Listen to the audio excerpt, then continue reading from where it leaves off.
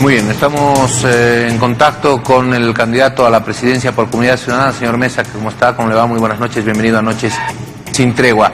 Han sido varios días de la misma solicitud, de la misma posición que ha asumido la presidenta candidata Yanine Áñez a propósito de exigirle a usted que se pronuncie sobre el tema de los bloqueos, sobre el tema de las denuncias en contra de Morales. Seguramente su candidatura ya está analizando esta situación, ha estado al tanto de estas intervenciones que la presidenta candidata ha dedicado algunos minutos de esas intervenciones precisamente a su candidatura y a usted. Muy buenas noches, Jorge, muchísimas gracias por la invitación. En efecto, creo que en el contexto electoral tiene sentido, es parte de la campaña, el establecer una línea de conducta reiterada de parte de la presidenta sobre la candidatura de Comunidad Ciudadana, que tiene sentido en la medida en que somos la candidatura con mayores opciones de ganar esta elección frente al movimiento al socialismo. Nuestra posición es una posición de propuesta, es una posición de crítica con sentido, con contenido. No hacemos una crítica por hacerla simplemente, sino porque creemos que responde a la ineficiencia o a la falta de acción que tienen algunas autoridades o que tiene el gobierno en su conjunto. Sobre las opiniones de la presidenta o sobre sus puntos de vista no voy a expresar opinión. Lo que queda claro es que nosotros, yo en particular, me he pronunciado claramente, muy duramente, contra los bloqueos que me parecen una irresponsabilidad, que me parecen la búsqueda del caos y la desestabilización del proceso político, que intentaron bloquear el proceso electoral y que generaron acciones delictivas que deben ser juzgadas y que deben ser establecidas con claridad en una investigación con relación a prohibir, comillas, prohibir el paso del oxígeno, prohibir el paso de ambulancias, prohibir el paso de medicamentos, lo cual es un delito más allá de simplemente la limitación del libre tránsito. Y en cuanto a la acusación que hay contra el expresidente Morales, lo he dicho 3, 4, 5, 7 veces y lo vuelvo a repetir hoy con toda claridad. Se trata de una acusación de estupro, una acusación que se plantea sobre la base de un comportamiento cuyos indicios son lo suficientemente importantes como para abrir una investigación. No se puede dejar eso impune, se debe hacer una investigación. Si la investigación prueba que en efecto esa situación se produjo, tendrá que ser juzgado y tendrá que ser condenado de acuerdo a la justicia. Esto es algo fundamental. No podemos admitir, y mucho menos en la sociedad boliviana, y mucho menos en un exmandatario del país, conductas de esa naturaleza si estas se confirman. Creo que esto es absolutamente claro. Se trata de uno de los delitos más terribles que puede cometer un adulto con una menor. ¿A qué atribuye usted esta reacción de la presidenta? Bueno, el tema Morales lo vamos a dejar a un lado en los discursos de la presidenta, pero ¿a qué atribuye usted esta actitud de la presidenta o estos discursos o esta interpelación a la forma de cómo se maneja desde el criterio de ella el tema de la candidatura de Comunidad Ciudadana o exigirle a usted que se pronuncie sobre estos temas que han sido temas muy complicados? El tema de los bloqueos para todos fue un tema muy, muy complicado. Y claro, esta denuncia de estupro contra Evo Morales, ¿a qué atribuye usted esto? No, lo atribuyo a lo que es obvio, a lo que forma parte de una campaña electoral, a lo que tiene que ver con las posiciones que cada candidatura asume para tratar de criticar o hacer que el otro candidato tenga menos respaldo popular. Es obvio que nosotros somos la candidatura con mayores opciones y es entendible, perfectamente comprensible dentro de sus estrategias que todos se estrellen contra nosotros porque saben que tenemos la mayor posibilidad de ganar esta elección. Le voy a hacer, don Carlos Mesa, la misma consulta que le hacía ayer a Tuto Quiroga, que también estaba con algunos problemas ahí, algunas discusiones en el Twitter con Camacho y todo aquello el día de ayer. Los partidos opositores al MAS se están confrontando entre ellos. Obviamente todos confrontan contra el movimiento al socialismo, pero también están empezando a confrontar entre los opositores al movimiento al socialismo. ¿A quién perjudica esto? ¿Perjudica al MAS este ataque de varios frentes o también hay un perjuicio entre quienes son opositores al MAS? No, considero que hay que hacer una evaluación comparativa con la elección del año pasado. Ese es exactamente el mismo argumento que escuché el año pasado con relación a las candidaturas de oposición al MAS. Había una candidatura de menor posibilidad que la nuestra que nos criticó muy duramente. Es parte del proceso electoral. La unidad del voto la consigue el ciudadano y el ciudadano hace un distingo claro sobre quién puede ser realmente la opción positivamente con posibilidades para llegar a la presidencia y para derrotar democráticamente al movimiento socialismo. No hay que sorprenderse, no hay que establecer un análisis catastrofista sobre lo que es una campaña electoral aquí en los Estados Unidos, en Francia, en España, en Argentina o en Chile, da lo mismo. La campaña electoral es siempre dura, inevitablemente tiene confrontación de ideas, tiene confrontación de posturas y de candidaturas. Es parte de lo que representa el camino político hacia un destino. Lo importante, y esto es lo más relevante del tema, es saber cuál es la realidad. La realidad es que estamos viviendo una grave crisis económica, una grave crisis de salud y una grave crisis de corrupción. Crisis económica heredada de los 14 años del masismo y crisis económica de salud y de corrupción que no ha sido resuelta lamentablemente por el actual gobierno. Y eso es lo que la gente espera. La gente no está preocupada por lo que la presidenta dice de mí o yo pudiera decir en función de una crítica. La población está esperando respuestas y soluciones y eso es lo que nosotros queremos proponer. Ese marco precisamente, y seguramente el año pasado también tuvimos la oportunidad de consultarle eso, también lo escuchó el año pasado, ¿qué va a ocurrir con los partidos opositores al MAS? Estas divergencias, estos problemas, estos desencuentros hacen cada vez más difícil la posibilidad de que se busque un frente único. Ya lo habíamos hablado anteriormente, pero creo que en estos momentos ya estamos entrando a lo más duro, como usted mismo identifica, lo más duro de la campaña. El año pasado se me preguntó exactamente lo mismo y mi respuesta fue la que te voy a dar ahora. La unidad, la alianza, el concepto de una sola candidatura se genera a través del voto popular. El año pasado tuvimos 9 candidaturas, este año tenemos 8. El año pasado no se unió ninguna candidatura de oposición, pero el pueblo boliviano respaldó plenamente nuestra candidatura al punto de que con fraude obtuvimos más del 35% de los votos y sin fraude hubiéramos llegado al 38, 40, 42% y además teníamos el derecho a la segunda vuelta. Eso quiere decir que la unidad está planteada en base a tu propuesta, en base a tus capacidades, en base a lo que la gente cree que tú puedes ofrecer con coherencia, con sentido de Estado, con responsabilidad, y mi respuesta es exactamente la misma hoy para esta elección. Digamos, don Carlos Mesa, que las circunstancias son diferentes, ¿no? Yo creo que en la historia democrática del país va a haber un antes y un después de lo que fue la elección del año pasado. Esa elección que fue identificada por la OEA, respaldada por la Unión Europea, por Naciones Unidas, respecto al tema del fraude electoral. Entonces, hay un antes y hay un después. Quizás después de lo que ha ocurrido, más la pandemia, más todo lo que nos está tocando vivir, las circunstancias son mucho más delicadas, mucho más complejas en la actualidad. Ahora, yéndonos a los temas inmediatos, en las próximas horas se tiene que decidir la habilitación o no de Evo Morales como candidato a senador por Cochabamba. ¿Cuál es el criterio que usted tiene? Primero, Jorge, hacer una reflexión sobre lo que pasó el año pasado. El año pasado estábamos enfrentando a Evo Morales, el hombre más poderoso que ha habido en Bolivia en la última centuria, con el control total del poder, con el centralismo absoluto, con la persecución a sus enemigos políticos, con la guerra sucia más despiadada, con el uso descarado de los bienes del Estado, y le ganamos. Y le ganamos que tuvo que hacer un fraude para evitar la segunda vuelta. Por lo tanto, lo que pasó el año pasado fue una situación absolutamente única en la historia electoral del país y nosotros estuvimos con la cara, con el pecho de quien habla, sin ningún miedo, enfrentando Kilborax, enfrentando guerra sucia, enfrentando todo tipo de situaciones imposibles frente al hombre más poderoso de Bolivia, que no es el caso del señor Luis Arce Catacora en estas circunstancias. Es decir, desde el punto de vista de la confrontación era mucho más complejo derrotar a Evo Morales que a Luis Arce Catacora. En segundo lugar, con relación a la habilitación o inhabilitación de Morales. Primero, el Tribunal Supremo Electoral ha hecho lo correcto. El Tribunal Supremo Electoral, órgano independiente del Estado, ha inhabilitado a Evo Morales como no puede ser de otra manera.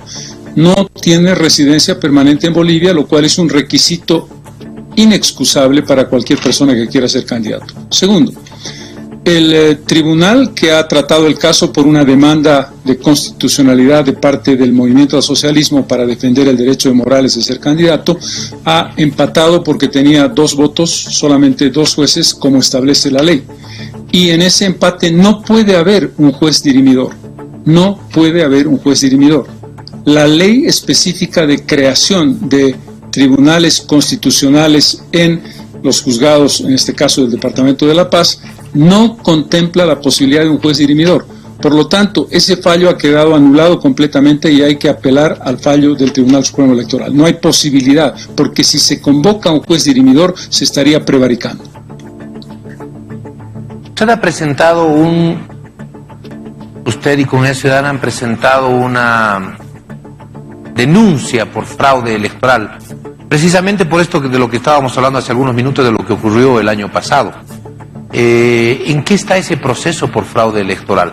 Le pregunto esto porque además también se han presentado desde otras instancias. Es el caso de que ocurrió desde el Tribunal Supremo Electoral. Se presentó también una denuncia por el fraude electoral, pero de eso no volvió a hablar más el Tribunal Supremo Electoral. En el caso de la denuncia que ustedes tienen, ¿avanzó o no avanzó? ¿En qué quedó aquello? Porque entiendo que ya son varias semanas, ¿cierto? Primero, Jorge, lo que tú acabas de decir no hace sino ratificar lo evidente. No solamente estamos hablando de una persona que pretende ser candidato a pesar de no residir en Bolivia, sino que ya sería el colmo de la desvergüenza, el colmo del cinismo, el que habilitemos a un candidato que ha sido el autor del fraude más grande del proceso democrático desde 1982, por el cual estamos en el proceso electoral.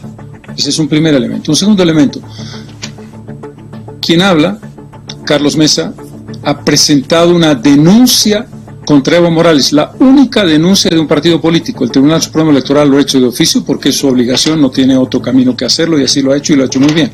Pero yo soy el único candidato que ha presentado una acusación directa, clara y contundente contra Evo Morales, porque lo que estaba pasando es que el Ministerio Público inició una investigación increíble solo sobre los autores materiales del fraude, es decir, los antiguos miembros del Tribunal Supremo Electoral, que hoy alguno de ellos está en la cárcel. Son autores del materiales del fraude, sin duda, pero hay un autor intelectual que es el verdadero y gran responsable.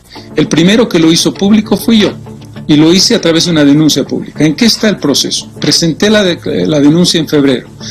Pasó la pandemia y pasó la cuarentena, yo pude entender y entendí que no se podía hacer una convocatoria. Luego pasaron un par de semanas, 3, 4, 5, hasta que finalmente la Fiscalía de La Paz me convocó a una declaración que he hecho preguntándome si me ratifico en la acusación. Por supuesto que me he ratificado.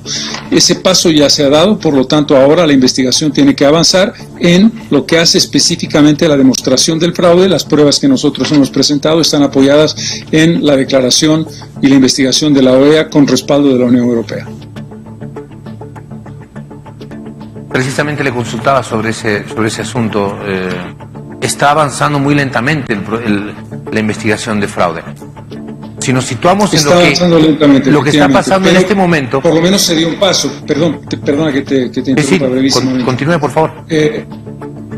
Se ha dado un paso porque a mí me preocupaba el hecho de que ni siquiera me habían convocado. Tenía que haber una ratificación de mi parte, una declaración ampliatoria o informativa sobre mi posición que hice conocer en febrero. Finalmente se hizo, que ya es algo. Eso ha ocurrido hace 3 semanas. Desde hace 3 semanas no tengo ninguna otra noticia, pero estamos detrás del tema y no vamos a cejar hasta que se establezca claramente una conclusión de esa investigación y se defina si se abre acusación o no, porque en eso estamos. Estaba hablando del tema del fraude, porque a propósito de esto, lo que se ha empezado a manejar bastante, está manejando todavía en los estrados judiciales, es el tema de que lo que ocurrió entre octubre y noviembre fue un golpe de Estado. Y eso es lo que se ha escuchado también en la audiencia de hace 2 días atrás, esta audiencia en la que quedó todo empatado entre Delgado y Pomier, entre los jueces Delgado y Pomier, de que hubo un golpe de Estado en Bolivia. Usted fue parte activa de lo que ocurrió en el país entre octubre y noviembre, después de las elecciones y lo que se vino casi inmediatamente con las protestas en la calle y todo aquello. El tema del golpe de Estado que sigue siendo acuñado por algunos gobiernos, como es el gobierno de Argentina, y que también sigue siendo acuñado por algunos sectores del movimiento al socialismo. Es lo lógico y es obvio que así suceda, porque esa es la forma de justificar lo injustificable. Por supuesto que no hubo golpe de Estado, en ningún contexto, bajo ninguna circunstancia. Lo que hubo fue una acción popular, una resistencia de 21 días al gigantesco fraude, que era la segunda vez que el expresidente Morales se hacía la burla del pueblo boliviano. La primera fue el 21 de febrero del 2016, votación, referéndum, sobre el que yo me pronuncié públicamente en octubre del 2015, porque ya que me preguntan qué es lo que estaba haciendo y cada vez que yo tengo que intervenir me dicen, ¿y dónde estaba usted y qué estaba haciendo? ¿Sabe qué estaba haciendo yo en el referéndum del 2016? A 5 metros del presidente Morales, declaré a los medios de comunicación que iba a votar no en el referéndum. Septiembre del 2015. 2 veces que el señor Morales se burla del pueblo boliviano, la primera el 21 de febrero, la segunda el 20 de octubre.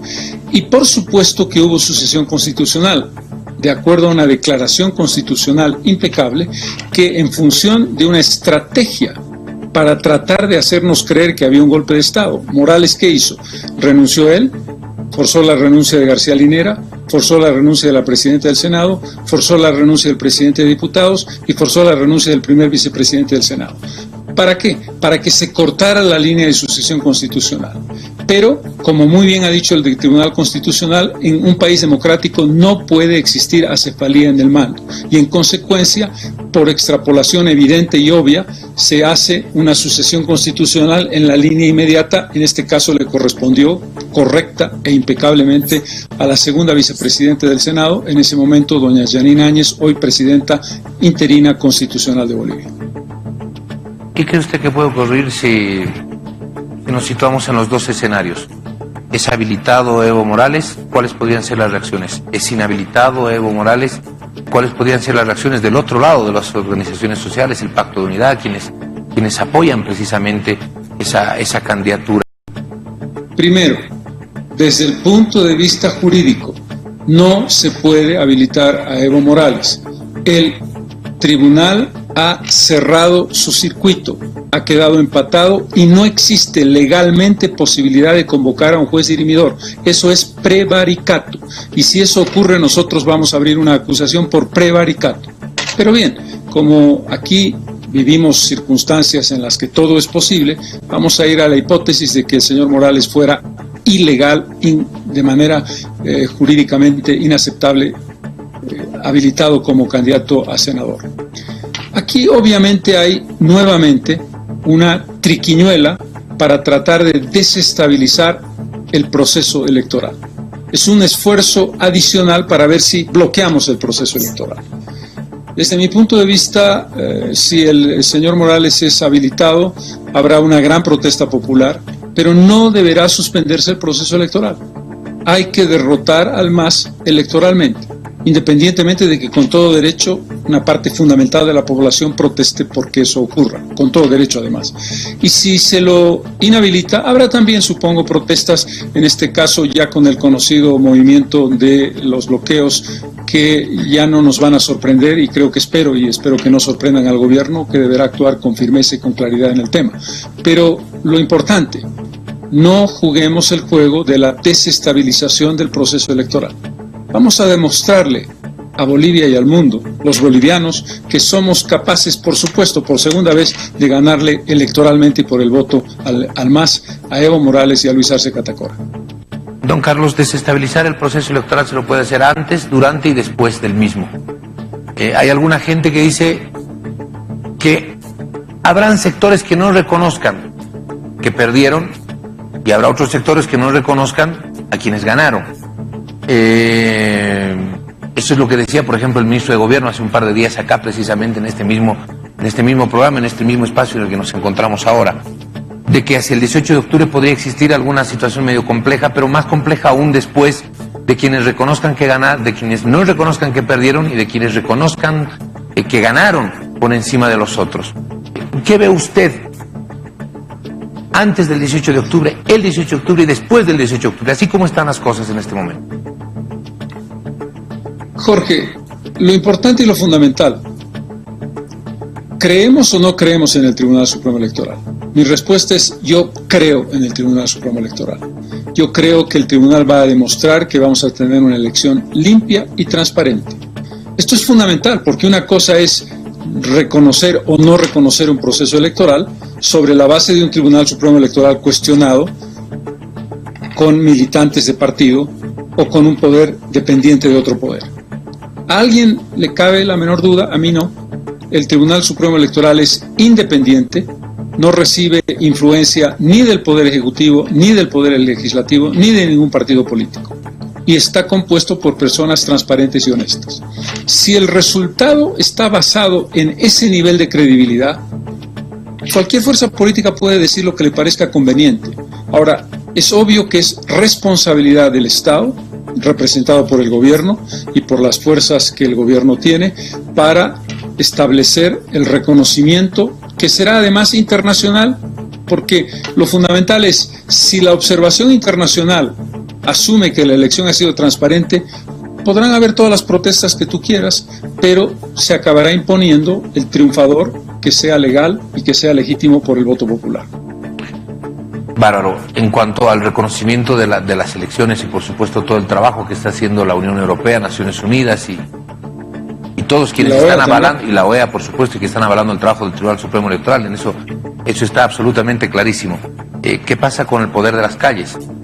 ¿Qué pasa con este riesgo de que podamos volver a la confrontación? Esa es una respuesta, Jorge, que tiene que dar el Estado y las calles, ¿no es verdad? Porque si la teoría es atengámonos a las calles, vámonos a nuestra casa, no vayamos a votar. Dado que las calles deciden el tema y dado que los bloqueos deciden el destino del país, no votemos. Eso no tiene ningún sentido.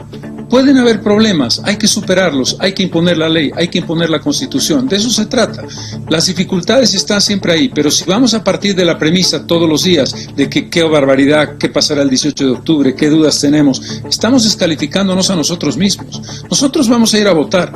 Y cuando digo nosotros, digo el pueblo boliviano, porque el pueblo boliviano tiene una vocación democrática incuestionable.